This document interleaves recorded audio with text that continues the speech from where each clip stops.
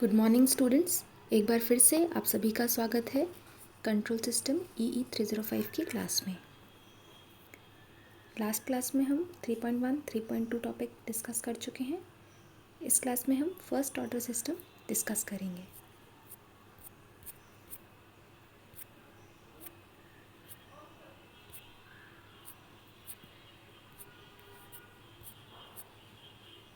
ये सारे क्वेश्चंस हम डिस्कस कर चुके थे।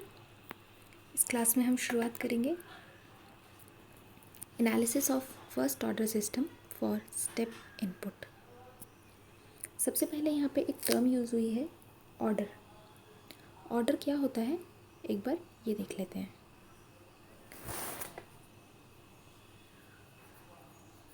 लास्ट क्लास में हमने एक चीज़ पढ़ी थी, एक टर्म पढ़ी थी जिसका नाम था characteristic equation. Do you remember? Last class में हमने पढ़ा था कैरेक्टरिस्टिक इक्वेशन। कैरेक्टरिस्टिक इक्वेशन क्या होती है? यस, कैरेक्टरिस्टिक इक्वेशन, सपोज कीजिए आपके पास कोई ट्रांसफर फंक्शन है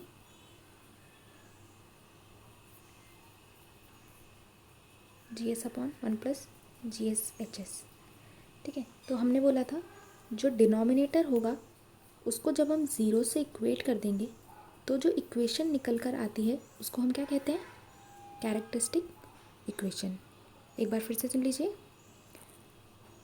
ट्रांसफ़र फंक्शन में डिनोमिनेटर को ज़ीरो से इक्वेट पर करने पर जो इक्वेशन हमको मिलती है उसको हम कैरेक्टरिस्टिक इक्वेशन कहते हैं। ठीक है, अब ऑर्डर का कैरेक्टरिस्टिक इक्वेशन से क्या रिलेशन है? कैरेक्टरिस्टिक इक्वेशन में एस की हाईएस्ट पावर, कैरेक्टरिस्टिक इक्वेशन में एस की हाईएस्ट पावर उसका ऑर्डर कहलाती है। क्लियर? कैरेक्टरिस्टिक इक्वेशन में एस की हाईएस्ट पावर उसका ऑर्डर कहलाती है। एग्जाम्पल के तौर पे देखते हैं। सपोज़ कीजिए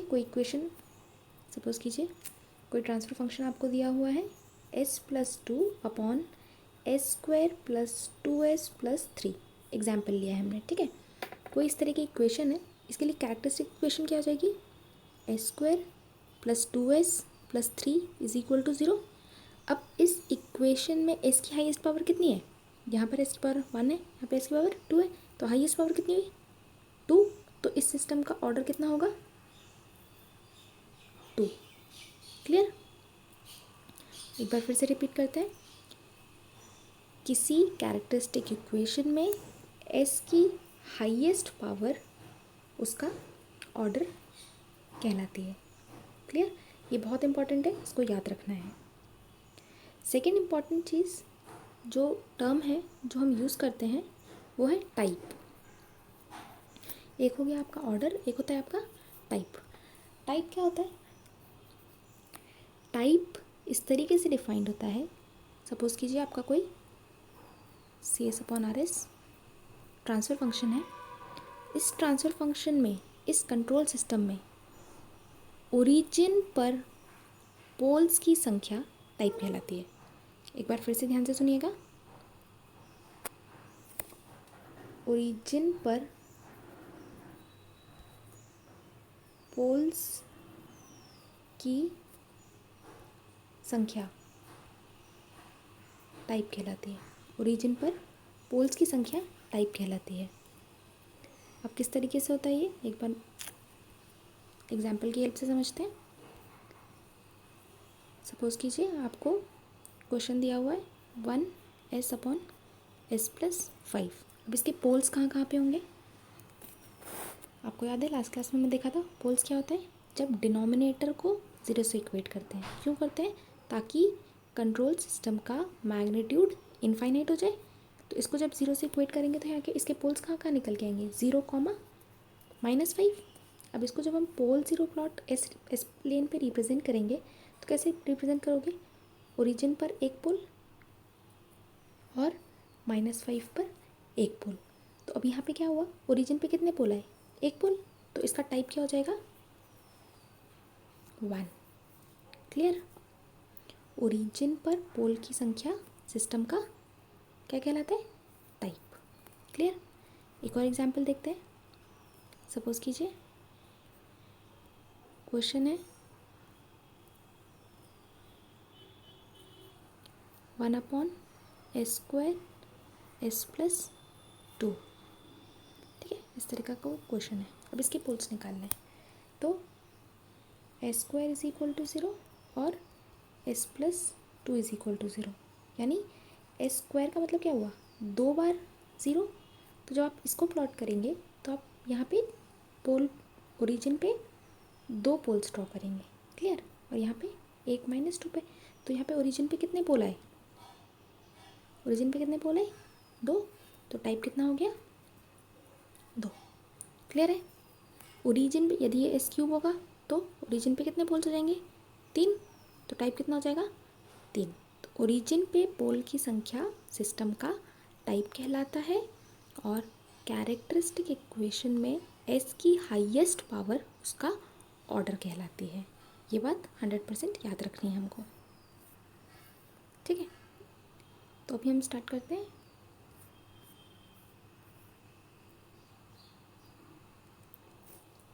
analysis of first order system for step input.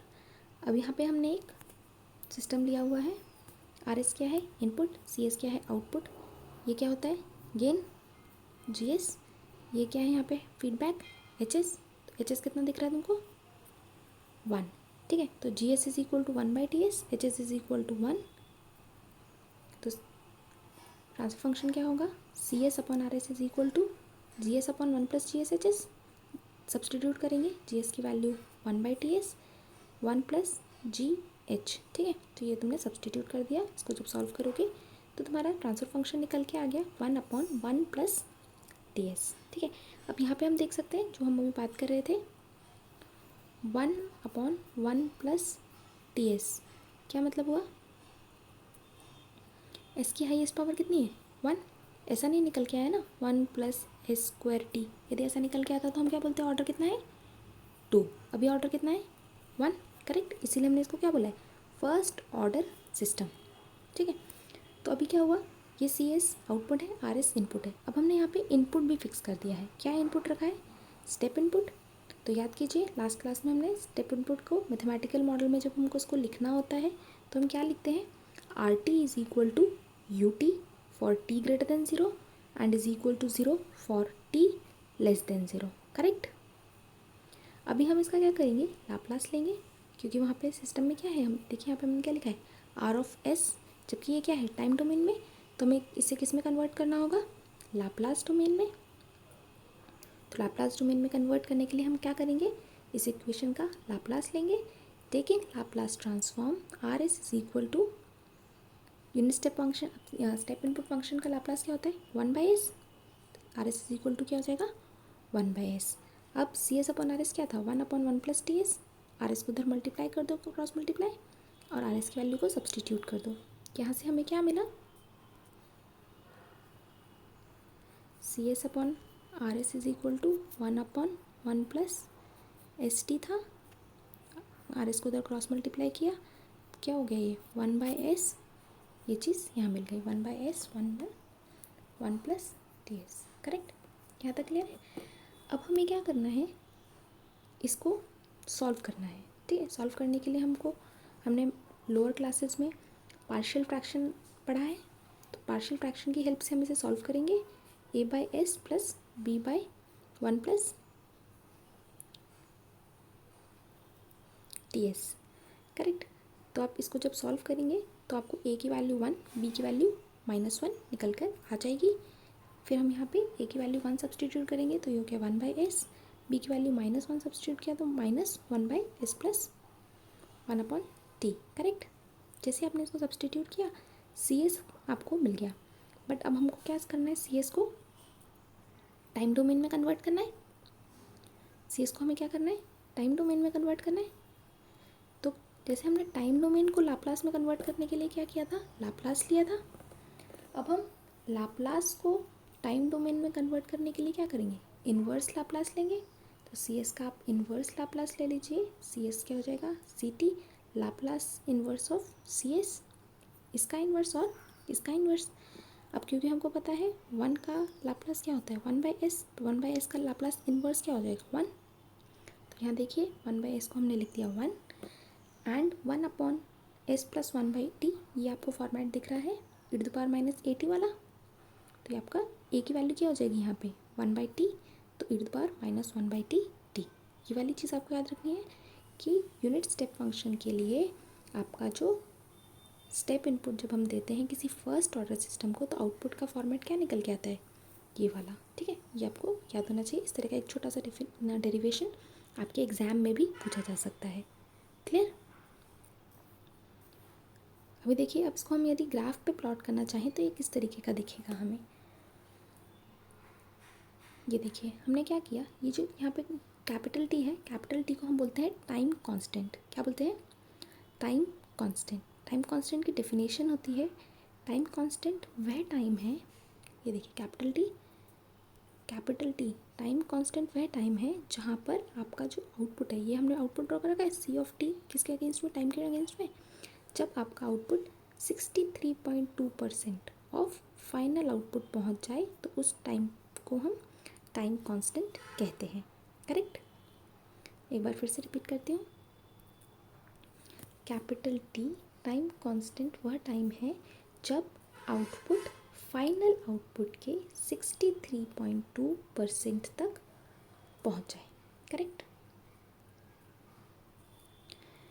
तो अभी हमको इसे प्लॉट करना था, तो हम स्मॉल टी, आपका टाइम है यही वेरिएबल है, कैपिटल टी तो हमने फिक्स कर दिया 63.2।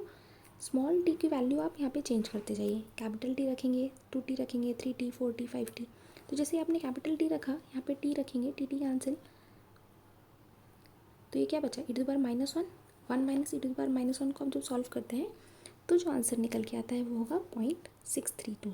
ऐसे ही आप 2t रख दीजिए तो ये 0.86, फिर 3t रख दीजिए 0.95। इस तरीके से आपको वैल्यूज़ मिलती जाएंगी। फिर आप जब टाइम t की वैल्यू इनफाइनाइट रखेंगे, यहाँ पे देखिए टाइम t की वैल्यू में इनफाइनाइट रखती हूँ, टाइम t की वैल्यू में इनफाइनाइट रखती हूँ 1 - e⁻−t/t। जैसे ही मैं टाइम t की वैल्यू इनफाइनाइट रखती हूँ, ये क्या हो गया e⁻−∞/t इनफाइनाइट, तो क्या बचा 1 - e⁻−∞। यानी मैं इसको इस तरीके से लिख सकती हूँ 1/e⁻∞। e⁻∞ क्या हो जाएगा इनफाइनाइट, और 1/∞ क्या हो जाएगा 0। तो 1 - 0 क्या हो गया 1। ठीक है। तो अब यहाँ पे देखेंगे, जैसे हमने टी को इनफाइनाइट रखा तो सी टी क्या मिल गया हमको 1। कहने का मतलब जैसे जैसे टाइम इनफाइनाइट की तरफ टेंड करता है, आउटपुट जो है वो इनपुट को मैच कर लेता है। ठीक है। तो यहाँ पे आप देख सकते हैं कुछ important points. The value of c t is equal to 1 only at t is equal to infinite.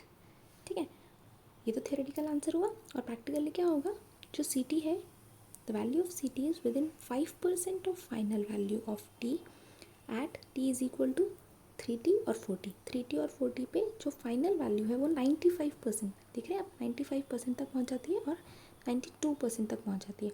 तो इसीलिए हम 3t और 4t टाइम को कई बार क्या करते हैं स्टेडी स्टेट के लिए कंसिडर करते हैं। देखिए यहाँ पे इसीलिए लिखा है in practice t is equal to 3t और 4t may be taken as steady state।